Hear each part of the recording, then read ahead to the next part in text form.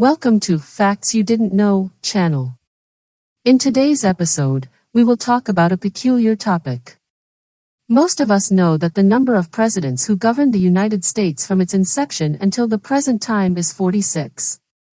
However, in reality, the number of individuals who governed the United States of America is 47 presidents.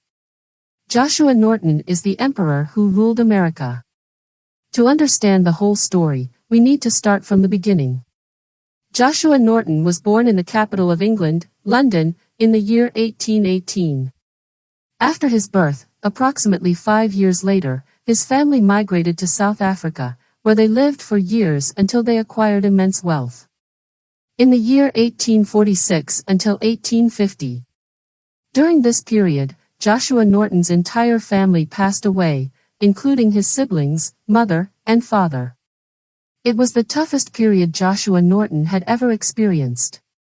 After this tragedy, Joshua Norton decided to leave South Africa and migrate to America, the land of dreams. It's worth noting that Joshua was not poor, he possessed immense wealth. However, he decided to immigrate to America because he believed it to be a land where he could fulfill his dreams. He settled in the city of San Francisco and began engaging in economic projects, which proved successful. His success endeared him to the city's residents, and he became well known in San Francisco. He became a member of various political parties and clubs. However, Joshua made a mistake that led to the destruction of his life. At that time, a famine occurred in China, which resulted in a global rice shortage. Based on the advice of some of his friends, Joshua decided to invest all his money in purchasing rice. Due to his lack of knowledge in agriculture, he lost all his wealth. As a result, Joshua decided to enter the field of politics and nominated himself for the American Senate. However, he also lost the elections.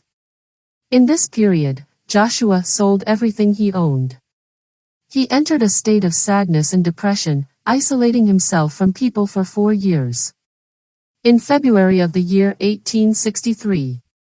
Surprisingly, the city residents found out that Joshua had printed posters declaring himself the emperor of these states. He invited the city's residents to attend a conference at the city hall. The posters mentioned extraordinary decisions, such as dissolving political parties, abolishing the republican system, and declaring a royal government. People were bewildered by what was happening, and they believed that Joshua had lost his mind and gone mad. Thus began a strange and intriguing story. What was even more peculiar is that people sympathized with Joshua, and they actually went to the city hall to see what would happen. There, the city residents were surprised when Joshua delivered a remarkable speech. He proved that Joshua was a sane man, not a madman. Joshua spoke about the importance of providing protection for minorities, improving citizens' welfare, enhancing individuals' income levels, ensuring protection for immigrants, and granting African Americans the right to own homes and receive education.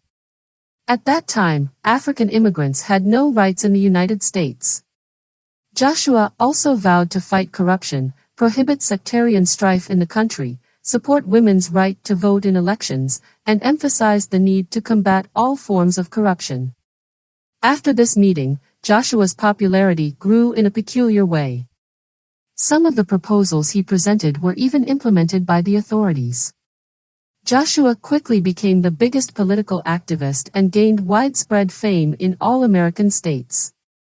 His popularity extended beyond the borders of the United States, and indigenous tribal leaders sent messages to Joshua expressing their support and solidarity.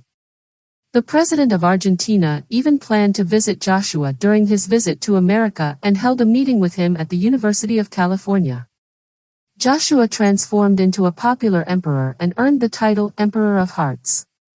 Most often, Norton would dress in shiny attire and patrol the streets of San Francisco, offering his opinions and suggestions to anyone who would listen. Despite lacking political authority, Norton was seen as a symbol of good intentions and unity in San Francisco. People respected his work and local businesses honored him. Norton's reign as self-proclaimed emperor continued until his death in 1880. Although Joshua Norton's era as an emperor was unofficial and unconventional, he holds a unique place in American history as a quirky and beloved figure. His story highlights the peculiarities that can sometimes emerge in society and the enduring spirit of individuality and acceptance.